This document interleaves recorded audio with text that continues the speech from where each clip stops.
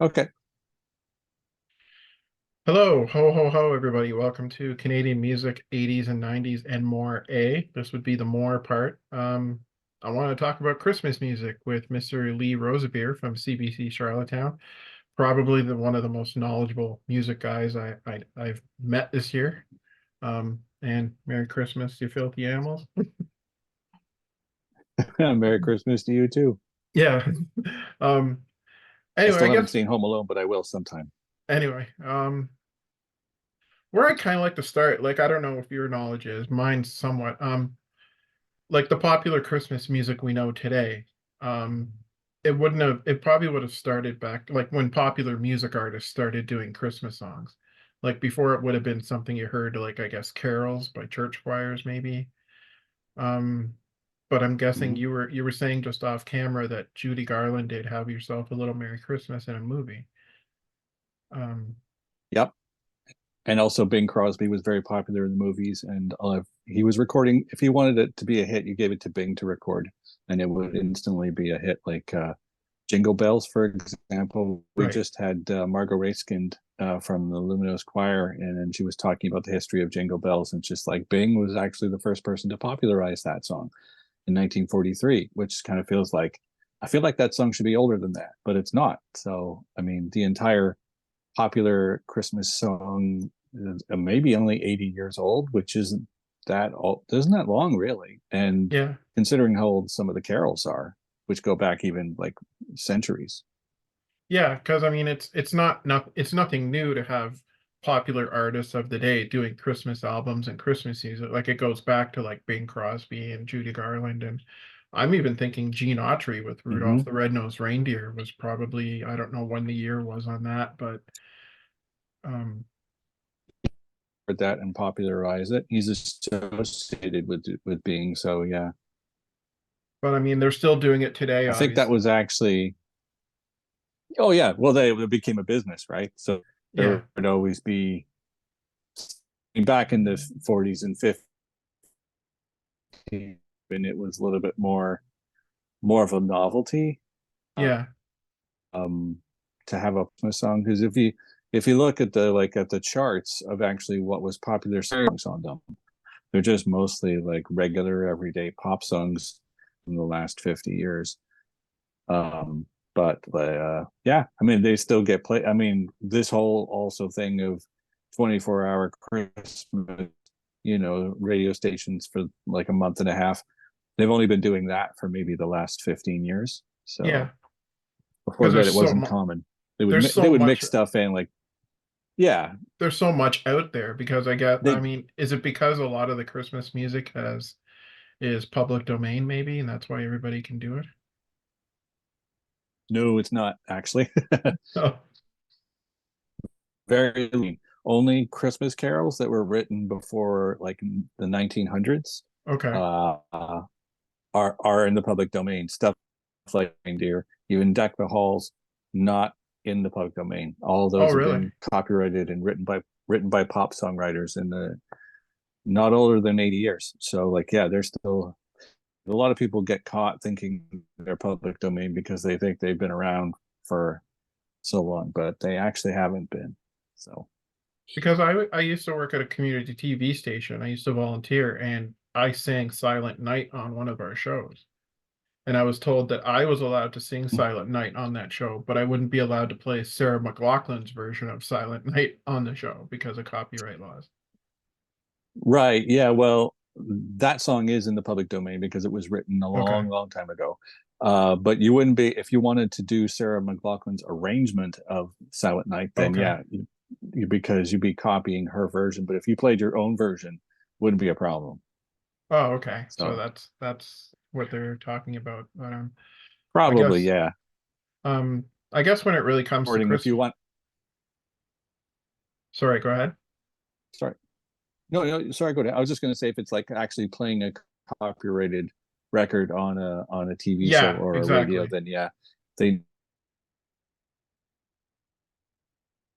can cover it all you want. But I mean, if you want to play the actual recording, that's what's copyrighted, not the actual composition.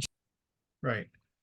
Um, okay. I just wanted to touch a little bit on like, where the where the popularity of popular artists making Christmas music. Because I mean, I grew up with all the old versions of the Christmas songs, like the "Rockin' Around the Christmas Trees" and "Jingle Bell Rock," "Rudolph the Red-Nosed Reindeer." But it Hmm. wasn't for me. I don't remember a lot of the modern artists in the '80s doing a lot of Christmas music until this came out. The very first, Yep, very I special Christmas remember release. that. Because I don't remember a lot of really That was big. like 1987, I think. 1988. 87 is the year Is on it it. 88? Yeah. Yeah. The one I remember was actually Band-Aid's Do They Know It's Christmas from 1983, Oh, for from sure. 40 years ago. That was the first one when I was growing up. It was everywhere. Um, Before that, I don't brand new Christmas Right. stuff that like Paul McCartney's Wonderful Christmas Time was released. Stuff like Last Christmas would have been out at the time. I was listening to pop music, so they've been around. They feel like a long time, but yeah, I remember when they were being released. So, and they were big deals at the time. Both of those songs were, Oh especially the yeah. Band Aid one. That was everywhere.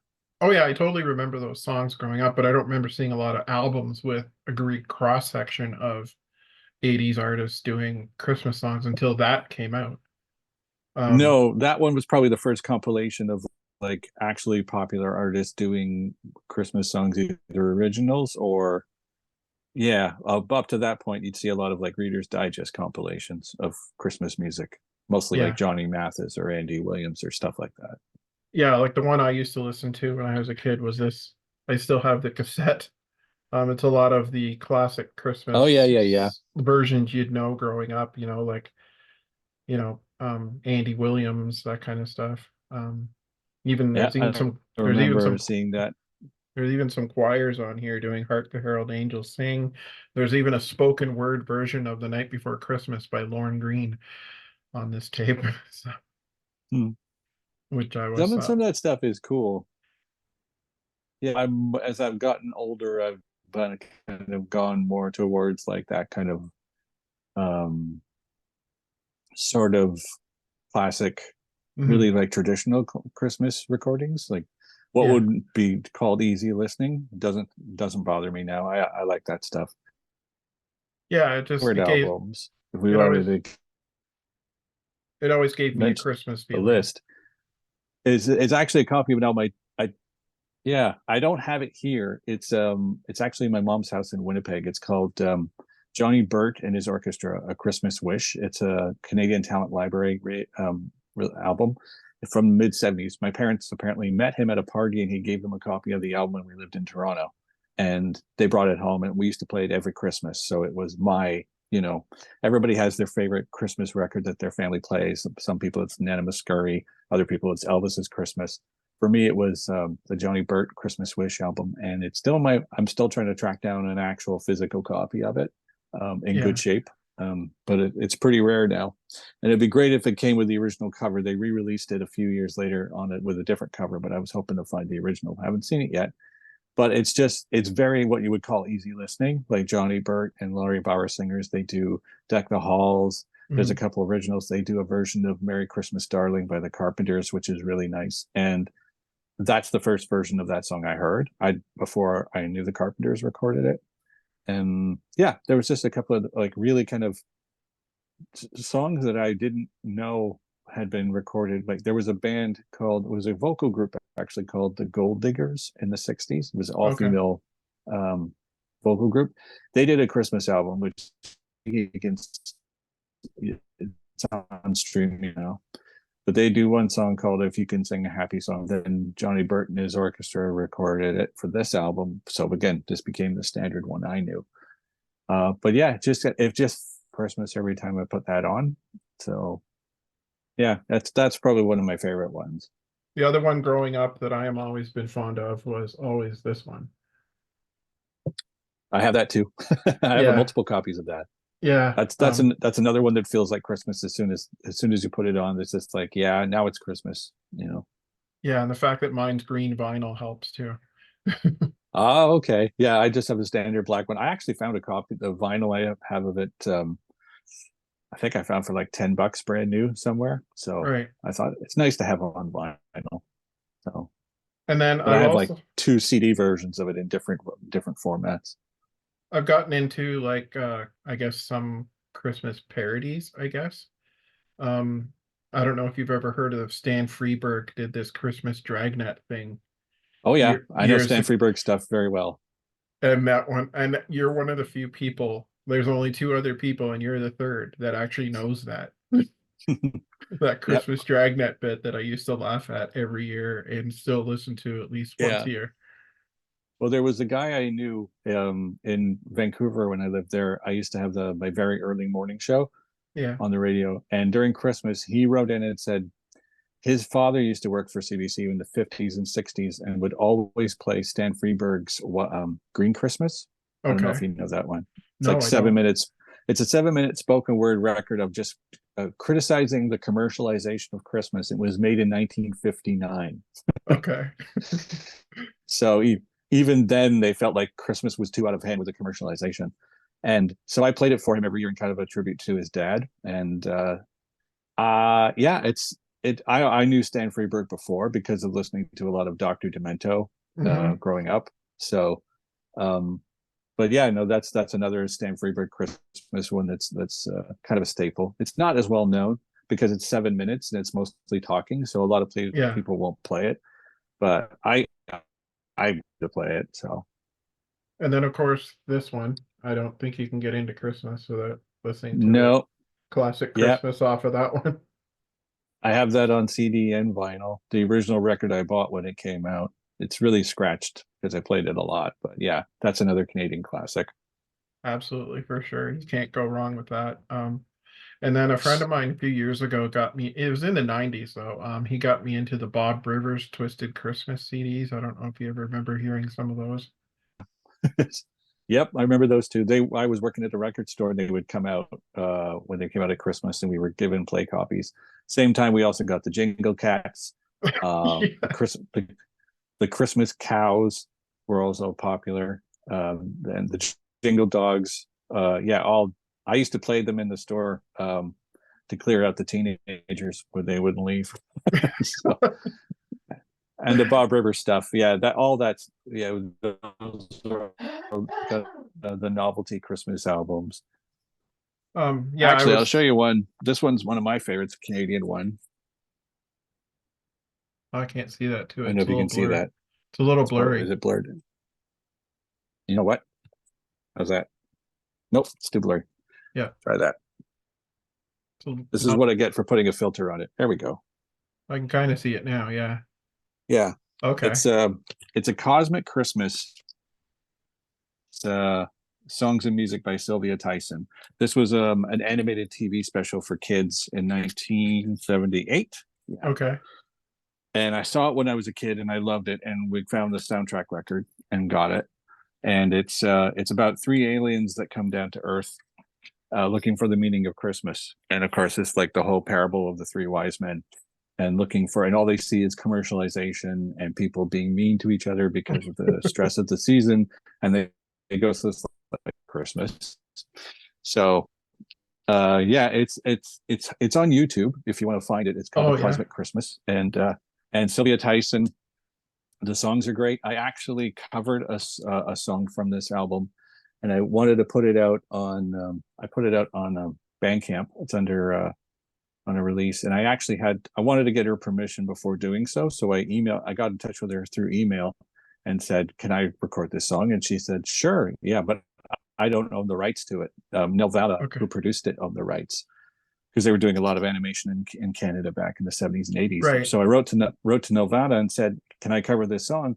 And they took about 6 months to get back to me and said, "We don't have any record of this song being in our that apparently we own." So they said, "So as long as you're not selling it, it's fine." So it's like, okay. So then I covered it and just put it out, and she said she liked it. So that was a thrill for me. But yeah, this if you can track this down, it's hard to find the album now, but if Right. but the specials on YouTube, so I would recommend it. A lot of people, I've only met one person my entire life who's seen it besides me. So No, I gotta admit, I haven't seen it, and I thought I was into some pretty crazy Christmas stuff, but that's pretty. It's I think it's like 78, so it's not that long ago, no, it isn't. but it's never been reissued on DVD. It was Okay. only released on a VHS tape, which I borrowed from and made a copy. That was the only time I've ever found an uncut, non-syndicated version of the special. So it's pretty rare now. So I guess a lot of people would know about it. Can you get that album on digital download? Nope. Really? It's not Nope. available on iTunes or anything like that, is No, it? it's not. It was never pressed on cassette. It was never pressed on CD. It's only on Really? this vinyl. That's it. So yeah. That's a pretty rare piece you got there then. Yeah, it is. There was another one that they put out about a year before called The Devil and Daniel Mouse, which was also an animated special with John Sebastian doing the music, Oh, really? which is also great. I love that as a kid as well. I have that record, but this one I'm pretty pleased with because it's so beat up though. I played this so many times, and I'd love to find another copy. But it's mostly just the soundtrack ripped right off the movie with Sylvia Tyson doing some narration. So Well, yeah, that's a I pretty might rare clean it up and Canadian. play it on the radio this week. Mhm. I was gonna say I've been listening every day this week to hear the Christmas song. Last week I Oh, was like, hear what Christmas song you play, and it's always something new and interesting. So I'm yeah, always I've been dipping into my personal kind of like preferences. So you probably a lot of the songs on my list here you've probably heard if you were listening this week. yeah, like I'm getting to the point where there's certain versions of songs I like a lot. Like I've heard Matt Anderson does that song Ray Charles did in Christmas Vacation. The Christmas is the time of year. I don't know the actual. I think it's called The Spirit of Christmas actually. Oh, okay, right. I Ray haven't. I've Charles. I've probably heard the Matt Addison version. I have the Ray Charles Spirit of Christmas album because I Yeah, love that version of Winter Wonderland. That's okay. on that But because it was in the movie When Harry Met Sally, but it wasn't on the soundtrack. So I oh, had it to go wasn't. dig. No, I had Oh, to go find the actual album. right. I don't know if you have this one. I got to bring it up because we live in PEI, and Oh yeah, that's a staple. yep, that was a. I never heard a lot of it growing up, to be honest with you. It wasn't until he re-released that I've actually started hearing more songs off of it. Um, Okay. but I remember, Yeah, Merry Christmas, everybody is the one we hear all the time. yeah, there's some good stuff on there though. Like his band really stands out on it as well. Hmm. But yeah, I think that's the only Christmas album he actually did, or just that collection of Christmas songs anyway. But yeah, I never got really to know it until he that's a re-release that I have. Like he re-released it and threw like the snowmobile song on it and the hockey song on it and put some Yeah. extra stuff on it. Do you remember a song called Little Skidoo? No. It's another obscure Canadian one. I have a copy of it here somewhere. It's one of my producers to this. I hadn't heard it previously, but it's just like it's kind of like Honky the Christmas Goose. Is Okay. another Canadian. You've heard that one? I've heard of it. I don't think I probably have heard it, but I do know the Yeah, song you're talking about. yeah, with Johnny Bauer with the hockey legend singing it, and it's terrible, but it's kind of fun. And Yeah. I love playing it just to annoy people in a way, but also because I kind of like it. It's so goofy and so Yeah. wholesome in a way that it's kind of like only this is great. There was a compilation in the 2000s that came out called A Moose in a Pear Tree, and it had the original recording of Johnny Bauer on it. It also has like Tegan and Sarah doing the Chipmunk song on it. So Okay. which is kind of out there, but that's a neat compilation to have. Um, yeah, I'm a sucker for novelty Christmas stuff. I try not to kind of get too much into it now, but I used to collect a lot of it. Yeah, I've heard some kind of bizarre Christmas releases over the past couple of years. A few years ago, I went out and I actually had to buy Twisted Sister's Christmas album, which I thought Well, was interesting. I've seen it. I don't own that one. What would I? Geez, I don't think I have any really weird ones now. Except for maybe, my wife was a huge fan of the Cabbage Patch Kids Christmas record. So, and it's actually really good because the songs on it are written by the Sherman Brothers, who wrote a lot Okay. of Disney songs. Okay. And it's high quality Christmas music, and for the time being associated with the toy. Yeah, I mean, Yeah. I also have the Barbie Christmas record. I have the Rainbow Bright Christmas record. They Wow. just threw everything at Christmas. If it was at a toy line or something, it got a Christmas record. So I was shocked to find out this morning I saw Billy Idol has a Christmas album out. that doesn't surprise me. Yeah. He's again, but it's funny how the last people you think would do a Christmas record are doing a Christmas record. Oh, somebody requested. I haven't played it yet. Do you know who King Diamond is? Oh yeah. He has a Christmas record. Wow. And somebody requested it. I was like, I don't know if I can play this without scaring people, but like we'll see. There's other popular ones like Mannheim Steamroller or Trans-Siberian Orchestra are very Yeah. popular at Christmas time. I love the Enya Christmas record. Okay. I also love Krista Detour. She's another artist. She's actually from Indianapolis, not Canadian, but she has Okay. a really great Christmas album that I called Winter Songs, that I just love. There's one song called Awake the Voice on there that just, I don't know, it's something about it just feels very Christmassy and kind of, it has a nice tone to it, and she has a great voice, and it's just like, I'm a big fan of everything she does, so I'm a little biased, but yeah, that's another kind of like personal favorite Christmas album. Right. Another one, somebody else told what I knew about it, but somebody else really kind of turned me on to again was the Rose Cousins and Megan Smith and Joe Barber album, a new Okay. kind of light. So that was in the mid 2000s. It was for a food bank charity kind of release, Okay. and it's got some great songs on it. So for like an East Coast Christmas album, that one, if you can find it, it's a bit rare now. No, that would be good because I can't see Rose Cousins doing a bad version of anything because she's such a great talent. No, and there's a bunch of like songs that like originals on there, so that she wrote that are just really nice. Amy Grant Christmas albums are really good. There's a bunch of those. Kate Rusby, she's a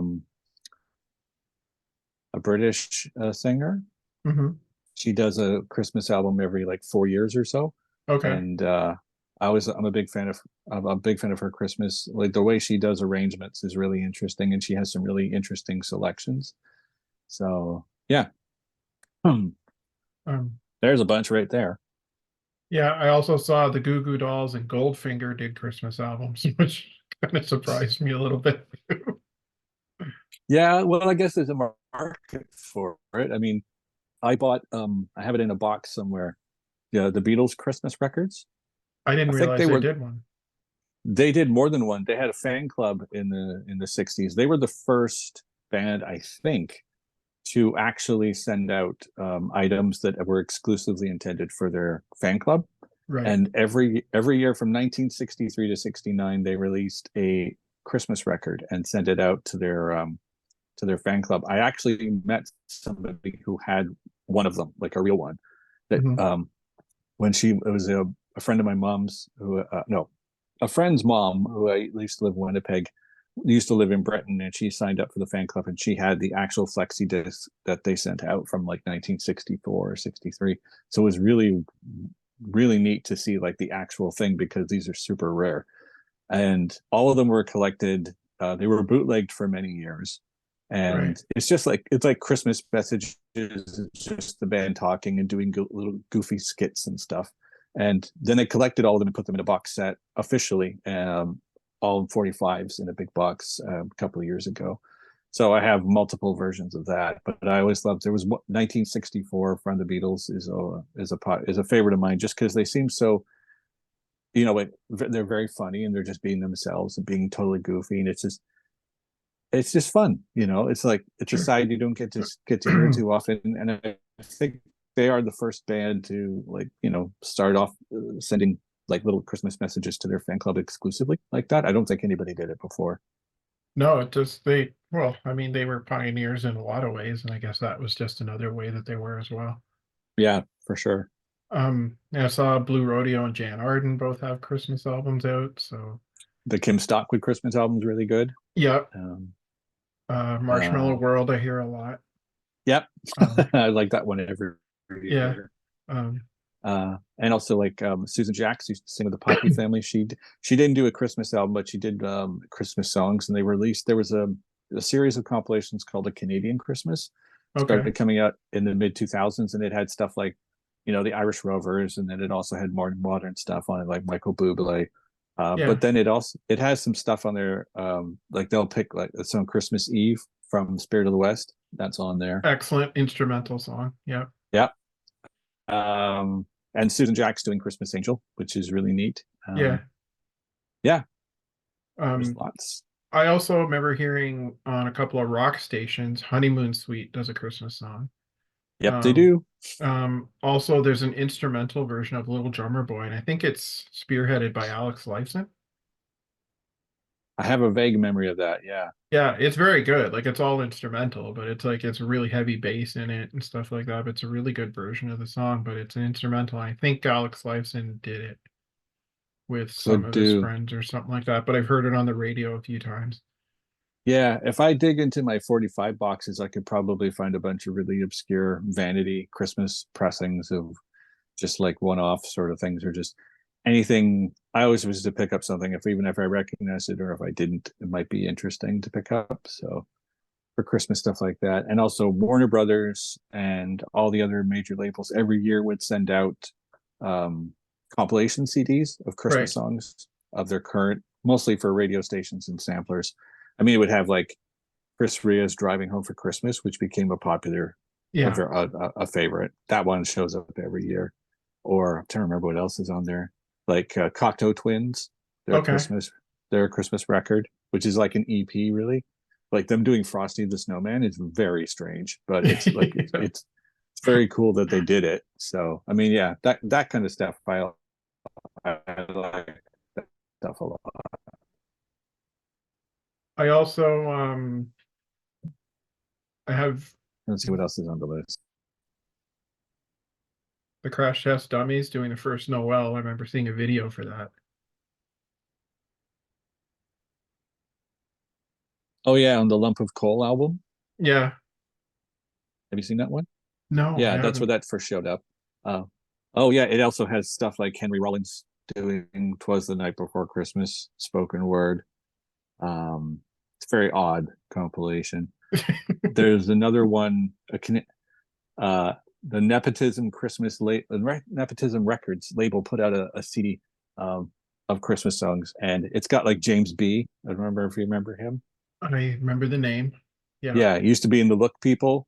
Um, did a bunch of like loungy cover albums in the mid '90s. Anyway, he's on it. There's also Kurt Swinhammer. I'm a big fan of. He does a great song on that one. Ralph Ben Murgy sings a song about an elf, and I think it's just like trying to like make people shake their heads and wonder what the heck's going on with this. And this is the first CD that has the Marion Cadell's "The Cat Carol." Oh, I remember that. I totally remember that. I haven't heard that in years, but I do remember it. Yeah. Oh man, yeah, that that upsets people every time we hear You're that. gonna play that There this was a week. friend of I mine can who, see you playing that this week. oh, I was tempted. There was a friend of I had a friend who would cry at like Disney movies or anything that was kind of sad, or and I said, "Hey, Yeah. have you ever heard of the Cat Carol?" And he went, "No," and they went and listened to it. And all I got like 5 minutes later, I get this text with all these like swear emojis. I was like, "How could you do that to me?" So and I always love that one because it kind of like, I don't know, people do like it, but other people absolutely cannot stand it. So it's, Yeah. I haven't seen it either. That's one Christmas song that I think totally divides people. Um, but what's it? Or like Porky Pig doing "Blue Christmas" is another popular one, which it actually isn't Porky Pig. It's just some guy in a radio station doing a Porky Pig imitation, and Impression. Yeah. it got sent out as Porky Pig. Or Jorgi Jorgensen's "I Just Go Nuts at Christmas" was another one. There, there was a really great compilation actually. there was a label, Naxos put a really great compilation. I'm just gonna look it up here. Naxos Christmas. Come on. It was just a really great compilation of classics, like all in one place. And I think they kind of got it all from like dubbed off actual 78 records. I'll find it here.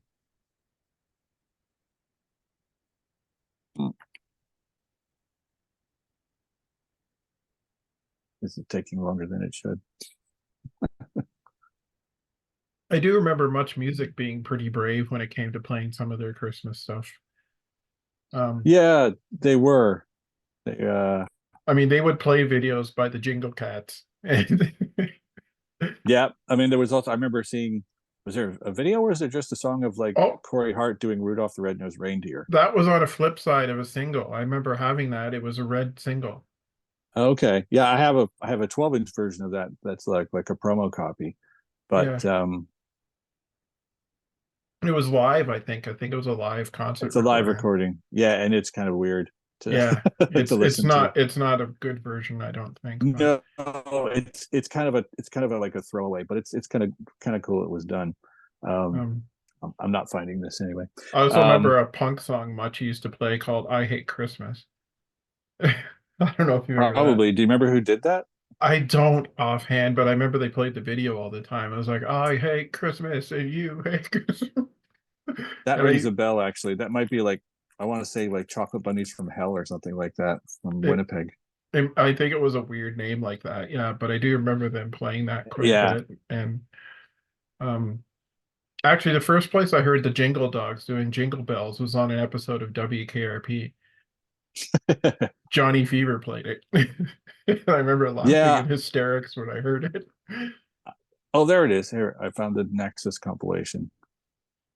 It's called That Christmas Feeling, 21 Vintage Hits from 1932 to 1950. That would actually be really good. And it's got... what should we do? Yeah, it came out in 2001. Perry Como, Bing Crosby, Dick Haymes, Bing Crosby and Andrew Sisters, Gene Autry's Rudolph Red-Nosed Reindeer, Gracie Fields, Doris Day, Jorg Jorgensen's on it, Spike Jones. Oh yeah, Spike Jones Christmas records. Nelson Eddy, Nat King Cole doing the Christmas song, of course, and ends with Judy Garland doing "Have Yourself a Merry Little Christmas." So those to me are standards. Yeah, they are. And actually, for my money, I don't think anybody had better recorded "Have Yourself a Merry Little Christmas" than Judy Garland. I've heard a gazillion versions, and none of them are as good as hers. I think she completely owned that one. The Pretenders do it on a very special Christmas. I don't mind it. It's definitely not like the original for sure, like the Judy Garland version. But I've always liked the way Chrissy sings it. But Pretenders 10,000. Is it 10,000 miles by the Pretenders? That one's I think it's 10,000. That's it's not. That's kind of a half Christmas song. Yeah, that one I like. There's a couple of songs like that that aren't maybe not necessarily Christmas songs, but I kind of lump in there, like "Long December" by Counting Crows, maybe. "Brick" by Ben Folds 5. Oh, I never thought of that one as a Christmas song. It's not really, but I mean it. It mentions Christmas, yeah. Yeah, and "Get Me Through December" by Natalie McMaster and Alison Krauss, maybe. Yeah, that one's actually that's one I should remember that one. Also, it's a beautiful song. Yeah, Dan Fogelberg's "Old Lang Syne" is another one of my favorites. It isn't a Christmas song, but is. Yeah. So yeah, I like leaning towards those types of not so obvious. Like I played one this week. It was The Circle, the kind of the folk pop band from the 60s, do which is Christmas, and it feels like Christmas listening to it, but it's not technically a Christmas song. But it would definitely go on a Christmas mix if I was making one. Yeah, for sure. Yeah, there's all kinds of songs like that. I'd even throw "If We Make It Through December" by Merle Haggard, maybe. Yep. Actually, if you're looking for, have you ever heard of Frank Kelly's Christmas Countdown? No, I have not. I think you'll like that one. Yeah. it won't spoil it, but it's basically the 12 Days of Christmas recited as if a guy was actually getting these presents from someone and his reactions to them. Okay. And it slowly goes and more insane as it goes along. So I would just look up Frank Kelly Christmas Countdown. Okay. Well, after Yeah. I think you really like that one. Oh, for sure. That sounds awesome. Um, would you What also else? remember oh, the one I used to really like hearing was well, I don't know why. Every country singer on the planet does a Christmas record, Hmm. but I always liked Randy Travis's Christmas album. I don't know why, but I always liked the Oh, I way he haven't did. heard it. Yeah, I haven't heard a lot of country music, like the big famous names. I have Yeah. a very small collection of Christmas of Canadian of country music that I like Roseanne Cash, Mhm. like her a lot. But the more popular standard ones like Willie Nelson or Randy Travis or Dwight Yoakam or something like that, I've never really got into them. So I haven't heard any of the Christmas albums that they put out. But yeah, there's always like Trisha Yearwood or something like that did a bunch. Well, Randy does a really good copy of Pretty Paper, the Willie Nelson Christmas song, and I kind of really like that. Okay, I've always liked that song in particular. I don't know if I Willie like wrote it. I think Roger Miller maybe wrote that. I'm Did not he? sure. Okay. I have to look that up. He's another one that I like Little Toy Trains. Right. I just like the way he sings that. I know Nana Muscuri did a version of it that's very popular, but I prefer the Roger Miller version. I wanted to Yeah. touch base on the Spirit of the West song, Hmm. Christmas Eve, which is an instrumental, but it just has such a great Christmas feeling to it. Um, Hmm. I believe it was on their album they did with the symphony orchestra. Yes, it was. Yeah. But I've seen it on a few compilations actually, which is kind of cool. Yeah. Um, but I'm hearing it played more at Christmas time than before. Like when it first came out, I never heard it at all, but now it seems to be more people are picking up and playing it. It might have been sent out on some compilations or included on a Christmas compilation because otherwise, buried on an album of non-Christmas songs with an orchestra, unless you're a huge Spirit of the West fan, it's probably not going to come across it. That's me. Yeah. Um, um, I yeah. saw them play it live once. Hmm. I saw them play it live in Toronto once. They said it was a Christmas song, but it was on their symphony album, and they actually played it live, and I'd never heard it played live of all the 20 times I've seen them play. But it was really cool to hear it without the orchestra. Oh yeah. And it still sounded great. I mean, they were just an excellent band anyway. Um, Yeah. you could never Just a top how good they were live anyway. So No, it's just a really good Celtic, like type of song. Good for the season. no, it had a nice feeling. That whole album is actually quite underrated. The one they did with the symphony. I haven't heard it for a very long time. I listened to it when it first came out in the '90s, but yeah, that was it. I haven't heard it since. Well, it was an amazing thing because it wasn't them doing a bunch of their well-known songs with the orchestra. It was all brand new songs they did, which was Yeah, something nobody did. Normally, you do an album with an orchestra, you're doing all your hits and stuff like that with an orchestra. But no, it was all new songs that were written specifically to play with the orchestra. So, and I every kind song, of preferred that rather yeah, than just do redo your old stuff with strings. It's nice to hear something that was written for them. yeah. Like they have their own part as opposed to something that's just kind of pasted on. Sometimes that can work, but often it's just kind of like, oh, here's the same song with strings. So I know they did a TV special. I remember seeing it on Bravo quite a bit back in the 90s. It was actually a I don't think video I saw that.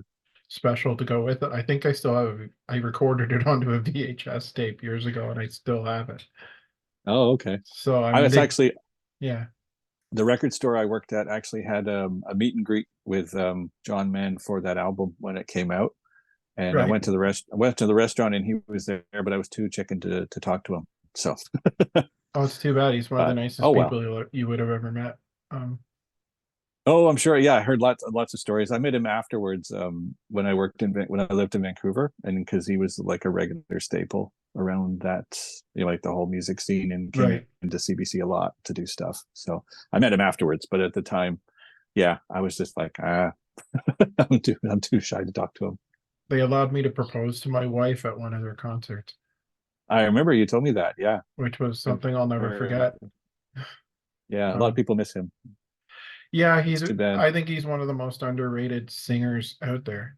I thought he Hmm. had one of the best voices in Canada I've ever heard, and I rank Spirit of West up there with some of the great Canadian bands you could rhyme off, whether it be Rush or the Tragically Hip or They're whoever. definitely considered that to be that way, especially in Vancouver. When he passed away, it was like when Stomp and Tom passed away for the entire country. It was like Yeah. that for Vancouver. It was a huge deal. Well, it's amazing So how that same year you lost the Hip, Spirit of the West, and Rush all within the same year. yeah, It's yeah, all and they've all passed away since. All the guys are gone now. Um, yeah. I saw Getty and Alex talking about they might go out again with a different drummer as Rush. I don't know how I feel about that, but I mean, because the I can't demand. expect them to sit and do nothing. No, but they could do other things. They Yeah, could start new bands. They could write new material and go out with another drummer and just say, "We're going to do this thing, but don't call it Rush." We're just and play your old stuff if you want to. I'm fine with that, but just yeah. don't call it Rush because that's not. It's not. You know. I mean, I have So no issues with them going into the studio and recording new stuff. no, I I just think, don't want them to call it Rush. Just be like, you yeah, can call it any kind of like I'm not a fan of the new Beatles song either because that to me is not a Beatles song. That is a John Lennon demo that wasn't good enough to be turned into a song, and Paul and Ringo just added to it. And it's like, yeah, it just yeah, isn't a Beatles song. I mean, like they tried to pull in like background vocals from other songs of Beatles catalog and throw them in on top just to say, oh well, all four Beatles are being represented here, so it is a Beatles song. But it's like, no, it's not. And it's the songwriting is not the same. The sound of it is not the same. It just no, doesn't sound like the Beatles. So I don't consider it a Beatles song. So I'm not a huge fan of it, but it's fine. So for some people they loved it. It's whatever you're into, whatever if it makes you happy, that's great. It's like, but as far as Rush goes, they were so important to me as they were like those three right. guys together, and it can't be duplicated, and all it would just be like Alex and Getty going out and playing Rush stuff, and it's not the same. It never will be the same. It can't. So Definitely not. just so just don't even don't try. Just like go out there and do whatever else you want to do. If you want to go tour, just don't call it Rush. That's my big thing. Yeah, I can see where you're But coming that's from me. that. No, I can see where you're coming It's from that. But I mean, I definitely don't expect them to sit and do nothing. I mean, they've worked together so long. I don't have any fault with them trying to do something. Oh no, I bought Getty's book. I haven't read all of it yet. But yeah, it's kind of a funny thing when one band member like that passes away. But Right, to me, that Neil Peart was such an integral part of the band that made Rush who they were. right. That without him, they can never be Rush again. So, Yeah, that's true. and they said Rush was done. That's it. We're not going to do it anymore. And then like 5 or 6 years later, they're going, maybe we could go out. I mean, they've been doing a lot of like benefits and stuff like that for the Taylor Hawkins benefit. They showed up to Right. that, and yeah, just kind of doing whatever. If they get invited somewhere to go play as Rush, they go, but they don't say it's Rush. They say it's Gelly and Alex from Rush. But Yeah, yeah, I mean, they said playing with different drummer. Yeah, that's fine. sure. But it's not the same thing. Anyway, I'll stop ranting about it. That's okay. Well, it's kind of like I've talked to members of people that played with Stompin' Tom, and I don't know if you know, before he died, he recorded 10 albums of material. Yeah, that Um, doesn't surprise me. he did 10 albums of material with just him and his guitar, kind of like Johnny Cash did on some of Somewhere. those records before he died. Yeah, still sitting Um, in a vault somewhere. yeah, they've been releasing them. They're called Songs from the Vault, but one of the editions they put out when Olay Records took over, or it's Anthem, I guess you could say, Russia's record label. They went out and had a bunch of some of Canada's artists like finish the songs, like accompany Tom. Oh, Like yeah. the Sheepdogs did a song, and some of the guys that played with Tom really didn't like that, because it's not really Tom. It's Tom and his guitar, No, but they got like the Sheepdogs to do background vocals and put instrumental tracks on it, and It's I guess neat, you I could. guess, but I would call that a tribute record. I wouldn't call that a Stomp and Tom record because yeah, he didn't pick the sheepdogs to play with him, so he probably no, wouldn't now. So um yeah, I mean like that's kind of like I'm not a big fan of that. I mean yeah, they did the same thing with Gord Downey's most recent record. They went back with I guess I think it was a Kevin Drew from the Broken Social Scene, went back and yeah, finished a lot of stuff without him. I mean, it's fine. It's one thing if he was already working on the project and he finishes it without him. But if they're bringing in people who had nothing to do with that person's, yeah, music up to this point, then it feels kind of like, nah, that's not for me. yeah. Well, I guess that. What about the Bob Rock project that he did? I think Bob Rock and him, they put an album out recently With because with Gord, With yeah, Gord Downey, yeah, yeah, I haven't heard it yet. Yeah, I don't know. I don't know the background of that one as well. I can't remember if it was like started to work with Bob Rock or Bob Rock just picked up a bunch of stuff that was unfinished and finished it. it's actually quite Um, good. is it? It's actually not bad at all. I've listened to most of it, and I've actually liked pretty much what I've heard. Like, I Oh, mean, okay. Bob Bob Rock, Rock's, I can be yeah, hit or miss with Bob Rock. Like sometimes he does really good work, and other times it kind of feels like no, he's not the right guy for this. So I yeah. don't know. Depends. Maybe we need a Payola's reunion. Sure, why not? They haven't. I'm sure that should be in the cards somewhere. Yeah, you would think so, but Wonder what the heck Paul Hyde is doing. well, he was in the Spirit of the West documentary because Oh, was he? I think he produced one of Spirit of the West's first albums, Oh, if okay. I'm not Yeah, mistaken. he would have been more active back then in the 80s. I haven't seen much of him for like the last maybe 25 years. I don't know what he's been doing.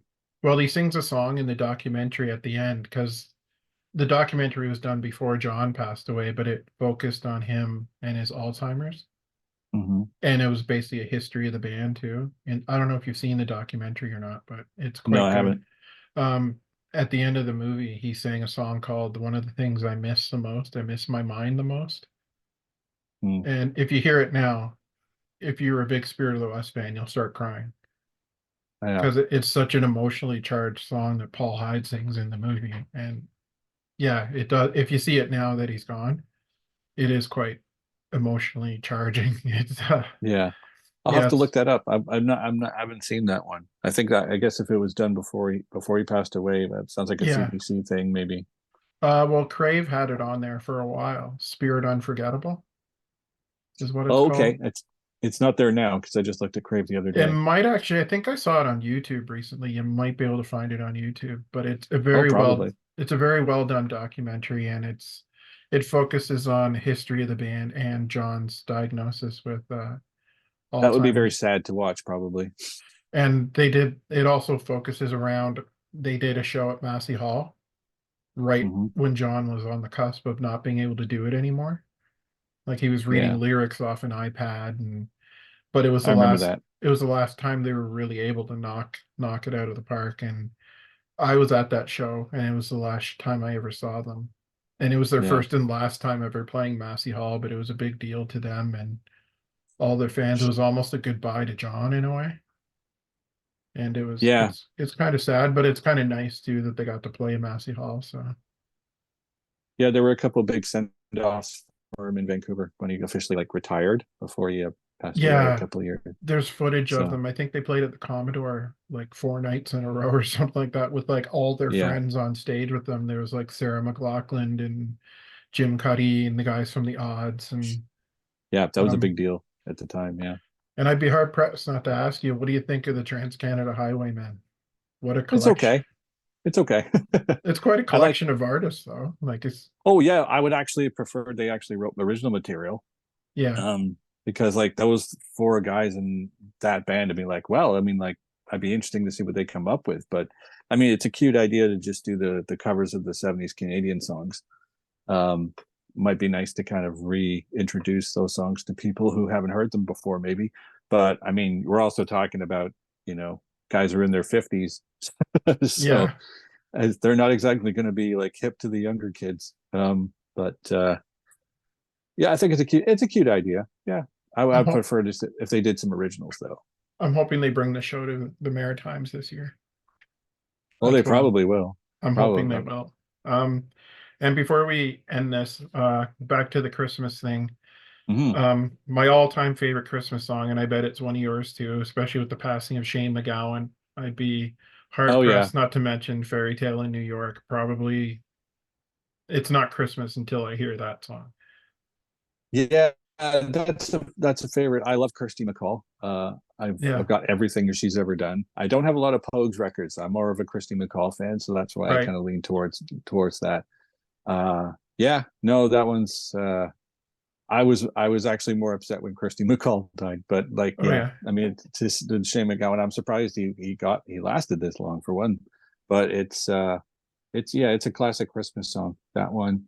And yeah, there's a couple, there's a that falls into like a category of like the like ultimate Christmas songs for me. yeah, So if I made a compilation of like all of the songs, that one would be on there for sure. definitely. Because yeah, again, I remember Much Music playing the hell out of that video at Christmas time every year too, and it just Yeah, yeah, it's kind of been a popular staple for like the almost 30 years now since it was recorded. but I remember it being at least that long, maybe 40, maybe 40 years now. it It still never and it gets old to me though. No, and it was always more popular in Britain than it was here. And it Yeah, kind of it got more popular here in the last, like after the 90s for some yeah. reason. But yeah, I mean, well, because the British fans, well, they were all over Christy McCall a bit. Like she was always a bigger star there. Same with the Pogues. So Yeah, but it's I'm seeing a lot of people doing renditions of it, which I think is kind of cool too. yeah, what I'm Um, seeing a lot of renditions of people doing Donny Hathaway's This Christmas. I find them annoying because they're all terrible. Um, oh, that's funny. they're I shouldn't say they're all terrible. That the ones I've been hearing when I've been like out in the malls and stuff, and they're on the music systems. I heard five different versions of that song done by five different people in one day, like within a 2 hour span of walking around the mall. I heard like, what again? Just like, and it's terrible. Like, why don't you just play the original? You know, I found it I don't really get that. interesting to hear Tom Power interview Brenda Lee last week. Yeah, because of Rock Around the Christmas Tree getting number one again, like 65 years later or something. That's amazing. Like it was great to hear him talk to her. It's just Yeah, I thought it was an awesome interview. she's been around. Yeah, she hasn't left. Same with Connie Francis, still around, still kicking. Yeah, I didn't look up the reason why it was number one again. I guess I'm assuming it's associated with some TV show or something. Well, it was in Home Alone too. Oh yeah, but There's a that was 30 really years ago. it was a really Um, popular scene in Home Alone that really helped revive it a lot too. yeah, I'm trying to think if there was something recent that happened that made it revived, but I don't She know. was on TV doing it, I think, recently, not too long ago, Okay. doing some Hmm. kind of Christmas special or something on TV doing it. And I don't Huh. know. I've always been a fan of Brenda Lee. My mom played her music when I was growing up quite a bit. My mom exposed me to a lot of good music growing up, like Brenda Lee, and my mom was a big Jackie Wilson fan. And I heard a Oh lot yeah. of Jackie Wilson growing up, and her best friend's husband was a big Jerry Lee Lewis fan, so I heard all that music growing up. And so The 50s classic rock and roll stuff. Brenda Lee was incredible, and I couldn't believe she wasn't even 5 feet tall. She's like one of the littlest people on the planet, but Yeah. man, could she sing? I grew up listening to a lot of like Dusty Springfield and Cilla Black, who was an awesome vocalist. A lot of British singers because my parents coming over from Britain brought over all these tapes of like Yeah, songs that were popular, like Petula Clark, love Petula Clark, okay. all that stuff for me. I mean, not so much. I wasn't so much into the American side. I was mostly into the British because that's what I was exposed to first. So Right. it's just it's interesting to just like how your upbringing kind of like changed, like colors your view of like what was popular when you were a kid. You know, Yeah. it's like, oh yeah, does everybody knows that song, right? So it's like, no, not everybody does. So Oh, the one more Christmas song I want to mention, because this was one that used to get me into the Christmas mood when I kind of went towards my own radio stations other than my parents. The rock stations always played Bruce Springsteen's classic Santa Claus is Coming to Town. yeah, that is a Um, classic rendition. that one always got me into the Christmas spirit, especially the beginning when he's talking to the band. Hmm. You know, Yeah, especially Clarence Clemens. that one is, yeah, that one is a great version. That's probably I would put that in there with Fairy Tale in New York as a classic rendition Yeah, of if I'm gonna hear Santa Claus is coming to town a million times, I would prefer to I'll put that version on. Oh, yeah, actually, or something like Sleigh Ride by the Ronettes is a right, is right. great too. Um, yeah, there's a handful of them. There's not many. that, Yeah, there but definitely but isn't. but that I haven't got completely sick of. But yeah, that Bruce Springsteen one is definitely one I would put on. But yeah, but that was the one I remember the rock stations played because the rock stations when I grew up didn't play a lot of Christmas music, but that was one of the songs they played all the time. Hmm. I didn't hear it on country stations either. I didn't hear it on oldie stations. I heard it on the rock station. The FM rock stations would play Bruce Springsteen's version of that song, and that always got me into the Christmas spirit as well. Yeah, that would get played on Q94 FM in Winnipeg a lot when I was growing up there. All I I listening to don't the FM station. I don't know when it was recorded. It is a live recording, of course, but I I think don't it's know. recorded in the 70s. It Was it? was Yeah. yeah, it was. I think it was just released as like a promotional single. It was kind of like some FM stations would play, but then was like I don't remember what changed, but suddenly everybody started playing it all the time, Yeah. and yeah, it just became a uh, more common classic, modern classic. But it took a long time before that happened. It's just funny how they kind of latch onto a Christmas song some years and suddenly they just keep playing it and suddenly it becomes a thing. But yeah. Now let's one more different thing to tap on before we end this interview. What are there anyone you'd like to hear do a Christmas album or Christmas song? Hmm. Because it's I think it's all been touched by most people, but I um don't know. I'd have to think of. Alanis Morissette just put out a Christmas EP. Oh, did she? And it's actually pretty good. Hmm. I don't know. I'd have to think about that. Most of the artists that I like have done at least a Christmas song. Oh, like XTC's "Thanks for Christmas." That's a favorite of mine. Uh, yeah, like or they haven't done an album; they'll do a single. But like most of them have already done it. Yeah. Yeah, I don't know. Maybe someone like Marshall Crenshaw. I don't think he's ever done one. Yeah. So Good point. Yeah. or yeah, I mean even like my prog rock like Rush never did one. Probably Yeah. never will. Probably never Um, will. I mean, Jethro Tull did. Trying to Jethro think of. Tull did a Christmas song. Oh yeah, they did a Christmas album. Oh, Ring Out Solstice Bells was originally a Christmas single from the late '70s, and then they did an entire album in the '90s. wow. And it's good too. It's really good. Yeah, a Kiss Christmas record. That's probably never going to happen either. Not that I I'm actually want. surprised Not they that I want haven't. that. I'm I'm surprised they surprised I haven't haven't. either. They've done everything Yeah, else. I know. I don't want it though. I'm not listening to Kiss anymore.